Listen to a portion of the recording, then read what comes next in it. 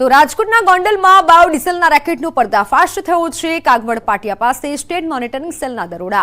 મોટી માત્રામાં બાયોડીઝલનું વેચાણ થતું હતું। એક હોટલમાં અને 2 પંપ પર દરોડા પાડ્યા।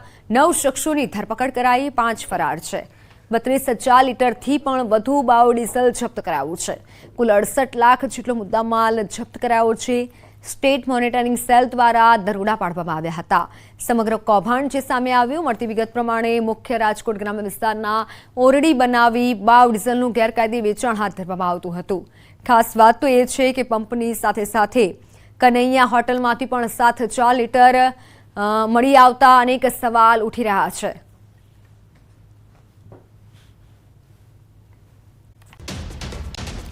પંચમહાલમાં નીટ પરીક્ષા કૌભાંડ પ્રકરણમાં ખુલાસા થયા છે। તપાસમાં પરશુરામ રોય ને તુષાર ભટ્ટને 16 વિદ્યાર્થીઓને નીટની પરીક્ષામાં પાસ કરાવવા અંગેની એક યાદી મળી હતી।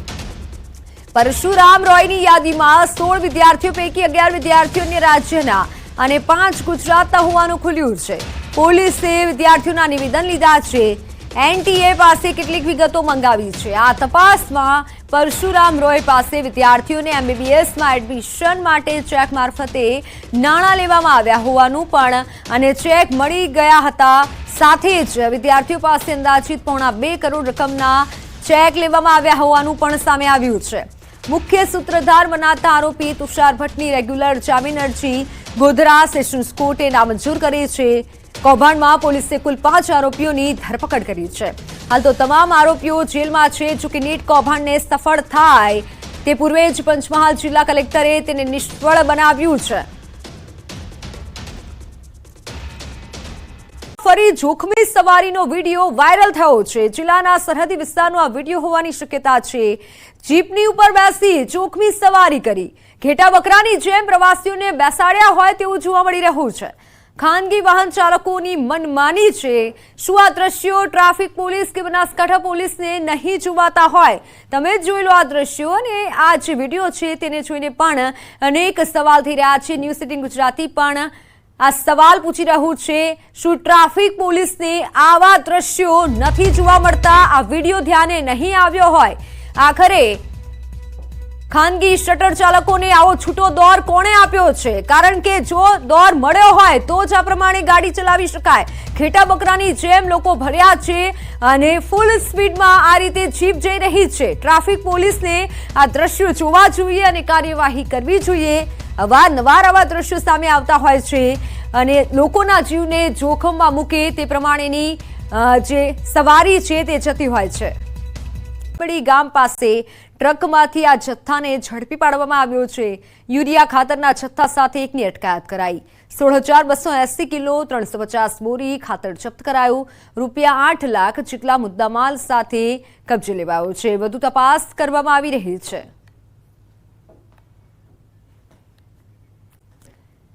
કાયમી ભરતીની માંગ સાથે શિક્ષકો મેદાનમાં ઉતર્યા છે। ટેટ ટાટ પાસ ઉમેદવારો ગાંધીનગર સચિવાલય પહોંચ્યા। વિદ્યા સહાયક અને શિક્ષણ સહાયકની જે કાયમી ભરતીની માંગ છે, શિક્ષણ મંત્રી કુબેર ડિંડોરને રજૂઆત કરી હતી મળી અને સાથે લાંબા સમય બાદ પરીક્ષા લેતા ઉમેદવારોની વય મર્યાદા પૂર્ણ થઈ રહી છે। વય મર્યાદામાં છૂટછાટ આપવા પણ શિક્ષકોની માંગ છે। ઉલ્લેખનીય છે કે રાજ્યમાં પ્રાથમિક અને ઉચ્ચતર માધ્યમિક શાળાઓમાં 34,506 શિક્ષકોની જગ્યા ખાલી છે। એક બાજુ ગરમી અને બીજી બાજુ ભેજનું પ્રમાણ હાલ જોવા મળી રહ્યું છે, જેને લઈને રોગચાળાએ માજા મૂકી હોય તેવા દ્રશ્યો સામે આવી રહ્યા છે અને સરકારી હોસ્પિટલ દર્દીઓથી ઉભરાઈ રહી છે। જિલ્લામાં શરદી, ઉધરસ, તાવ, શરીરમાં કળતર, ડાયરિયા જેવા રોગોનું પ્રમાણ વ્યાપક વધ્યું છે, જેના પગલે જિલ્લા આરોગ્ય તંત્ર પણ હરકતમાં આવ્યું છે। હાલ તો લોકોને આરોગ્ય તરફથી બપોરના સમયમાં વધુ બહાર ન નીકળવા અને સ્વાસ્થ્યની તકેદારી રાખવા માટે અપીલ કરવામાં આવી છે। તો આ તરફ હોસ્પિટલના અધિક્ષક દ્વારા પણ તમામ તબીબી સ્ટાફ ખડેપગે હોવાનું કહેવામાં આવ્યું છે।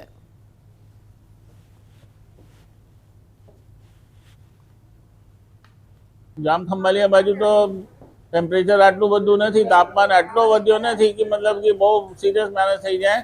તો પણ લોકોને જે એવી સલાહ છે કે ભાઈ ધૂપમાં નીકળવાનું ટાળે અને ખોરાકનું બહુ ખ્યાલ રાખે અને સર્દ ગરમ ના થાય। ગરમીમાં ફર્યા પછી એકદમ ઠંડો ખાઈ લે છે, એ બી એક બીમારીનું બહુ મોટું કારણ છે।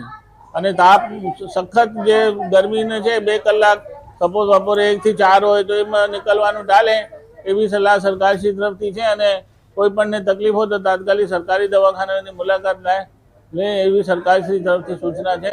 ચોમાસાની સિઝનની શરૂઆત થઈ ગઈ છે અને જેથી ખેડૂતો વાવણીની તૈયારીમાં લાગી ગયા છે.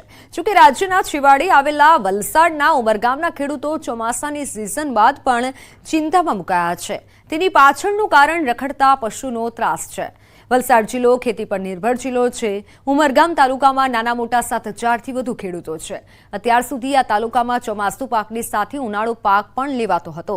જોકે છેલ્લા કેટલાક સમયથી ઉમરગામમાં રખડતા પશુઓનો ત્રાસ વધતા ધીમે ધીમે ખેડૂતો ખેતી છોડી રહ્યા છે. ખેતરોમાં પશુઓથી નુકસાન પણ વધી રહ્યું છે. આથી આ વિસ્તારના ખેડૂતોએ ઉનાળુ પાક લેવાનું જ બંધ કર્યું હતું અને માત્ર ચોમાસુ પાક જ લેતા હતા. તેમાં પણ ચોમાસામાં રખડતા પશુઓનો ત્રાસ વધી જતા ખેડૂતો મુખ્ય પાક ડાંગરને લેવાનું પણ બંધ કરી રહ્યા છે. રખડતા પશુઓના કારણે ઉમરગામના ખેડૂતો ધીમે ધીમે ખેતીથી વિમુખ થઈ રહ્યા છે. આ સાથે સાથે પશુઓના કારણે અકસ્માતો પણ વધ્યા છે. આથી હવે ખેડૂતો અને સ્થાનિકો આ સમસ્યાથી મુક્તિ માટે સરકાર સમક્ષ મદદની અપેક્ષા રાખી રહ્યા છે.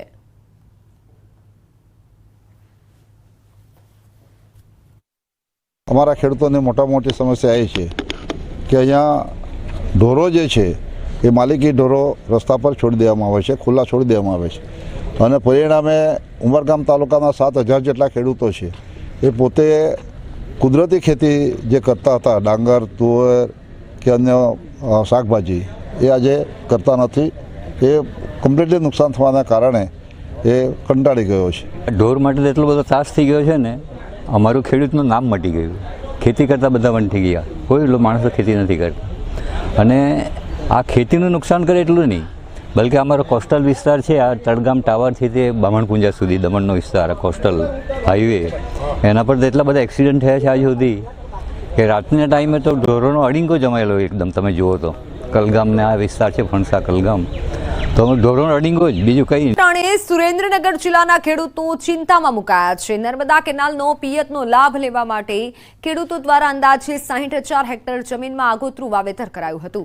પરંતુ તંત્રએ કેનાલનું સમારકામના બહાને છેલ્લા 1 મહિનાથી કેનાલમાં પાણી છોડવાનું બંધ કરી દીધું અને જેના કારણે ખેડૂતોની હાલત કફોડી બની. મોંઘા ભાવના બિયારણ ખરીદી જે આગોતરા વાવેતર કરાયું હતું તે નિષ્ફળ જવાનો ડર છે. ત્યારે તંત્ર દ્વારા તાત્કાલિક કેનાલમાં પાણી છોડવામાં આવે તેવી ખેડૂતોની માંગ છે અને જો માંગ ન સ્વીકારવામાં આવે તો ખેડૂતોએ ઉગ્ર આંદોલનની ચીમકી પણ ઉચ્ચારી છે. 30% ખેડૂતોએ આગેતરું વાવેતર કપાસનું કરેલ છે. કપાસના બિયારણ અત્યારે બધા સોંપી દીધેલ છે અને થોડું પાણી હતું તે થોડું એક પાણ પાયા છે અને અત્યારે કેનાલમાં પાણી બિલકુલ ખાલી થઈ ગયું છે. નર્મદા નિગમમાં અમે રજૂઆત કરી છે અને ફોનથી વાત કરી તો એ લોકો એવું કહે છે કે તમે તમારા રાજકીય નેતાઓ, ધારાસભ્યોને રજૂઆત કરો તો એ અમારે સરકાર અમને આદેશ કરે તો અમને પાણી છોડી શકવી. તો અમે ધારાસભ્યને ફોન દ્વારા વાત કરેલ છે પણ હજુ ખેડૂતોને પાણી કેનલમાં મળેલ નથી. તો આ માટે લાખો રૂપિયાના બિયારણ ફેલ જવાની શક્યતા છે. એ લોકો 1 મહિનેથી કેનલ સાફ સફાઈ કરવાના બહાને અત્યારે પાણી આપતા નથી સાફ સફાઈ થઈ કે નથી એ લોકોએ પાણી આપ્યું. પાણી નહીં આપે તો ખેડૂતોને 2 બાજુથી મરો છે. બિયારણ જશે, મોંઘા ભાવના 1200 રૂપિયાની થેલીઓ લાવેલી છે, લાખોનું નુકસાન બિયારણમાં છે. પાણી નહીં આપે જેથી કરીને ખેડૂતોને અત્યારે આગેતરા વાવેતરમાં નુકસાન છે. એ લોકો પાણી જો થોડુંક વહેલું આપે એના માટે અમે લાભ લઈ શકીએ તો એ અમારે રવિ પાકની અંદર અમને લાભ મળે. સુરેન્દ્રનગર જિલ્લામાં નર્મદા કેનાલમાં પિયત માટેનું પાણી બંધ કરવામાં આવતા આગોતરું વાવેતર કરનાર અનેક ખેડૂતોનું બિયારણ છે એ નિષ્ફળ જાય તેવી સ્થિતિ છે. સુરેન્દ્રનગર જિલ્લામાં નર્મદા વિભાગ દ્વારા છેલ્લા 1 મહિનાથી કેનાલોમાં સાફ સફાઈના બહાને આ કેનાલો છે તેમાં પાણી છોડવાનું બંધ કરી દેવામાં આવ્યું છે. પરંતુ ટીવી પરના દ્રશ્યોમાં આપ જોઈ શકો છો કે કેનાલોની જે સ્થિતિ છે એ જે છે તે જોવા મળી રહી છે. કેનાલમાં સફાઈના નામે માત્ર અને માત્ર તંત્ર દ્વારા નાટક કરવામાં આવતું હોય તેવું લાગી રહ્યું છે. બીજી તરફ પાણીના અભાવે ખેડૂતોનું મોંઘા ભાવનું જે બિયારણ છે આ બિયારણ નિષ્ફળ જવાની સ્થિતિ સર્જાઈ છે. હજુ પણ સુરેન્દ્રનગર જિલ્લામાં વરસાદના કોઈ એંધાણ નથી અને વરસાદ ખેંચાય તેવી સ્થિતિ છે. ત્યારે ખેડૂતોને તાત્કાલિક પિયત માટે પાણી આપવામાં આવે તેવી ખેડૂતોની માંગ છે. અને જો તંત્ર દ્વારા નર્મદા કેનાલનું પાણી છે તે પિયત માટે આપવામાં નહીં આવે તો ખેડૂતોનું મોંઘા ભાવનું બિયારણ છે એ નિષ્ફળ જતા ફરી એકવાર જગતના તાતને આર્થિક નુકસાન સહન કરવાનો વારો આવે તેવી સ્થિતિ સર્જાય તેમ છે. અક્ષય માં સીલિંગ કાર્યવાહી સામે નારાજગી યથાવત છે અને દોડધામ મચી છે. રાજકોટ શહેર ભાજપના આગેવાનો ગાંધીનગર પહોંચ્યા. રાજકોટ ભાજપના આગેવાનો સીએમને મળવા પહોંચ્યા હતા. મેયર શહેર સહિત Mukesh Doshi, mayor Nainaben Pethadiya, standing chairman Jaymin Thakar Gandhinagar પહોંચ્યા. સાથે ધારાસભ્ય રમેશ તિલાળા, ઉદય કાનગડ, દર્શિતા શાહ અને ભાનુબેન બાબરિયા પણ ગાંધીનગર પહોંચ્યા હતા. તો સીલિંગની કાર્યવાહી બાદ આગેવાનો પહોંચ્યા છે. શહેરમાં 500થી વધુ મિલકતો સીલ કરાતા આગેવાનો ગાંધીનગર પહોંચ્યા છે.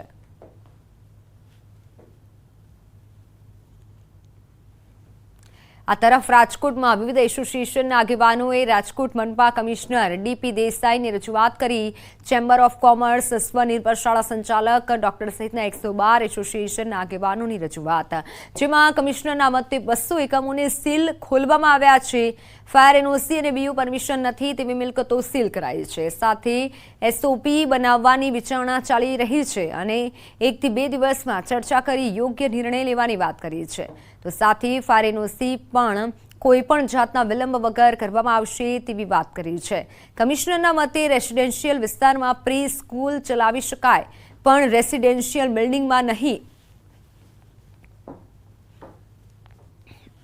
છેલ્લા અઠવાડિયા ત્યાં રાજકોટના તમામ વેપારીઓ, ઉદ્યોગકારો અને આમ પબ્લિક જે કંઈક હેરેસમેન્ટ છે, ખાસ કરીને સીલિંગની જે પોઝિશન પ્રક્રિયા છે એના અનુસંધાને ઘણા બધા વેપારીઓના કમ્પ્લેન હતી. અને રાજકોટ ચેમ્બરે ગઈકાલે વિવિધ એસોસિએશન સાથે મિટિંગ કરી અને આજે મ્યુનિસિપલ કમિશનરશ્રીને આવેદનપત્ર પાઠવ્યું છે.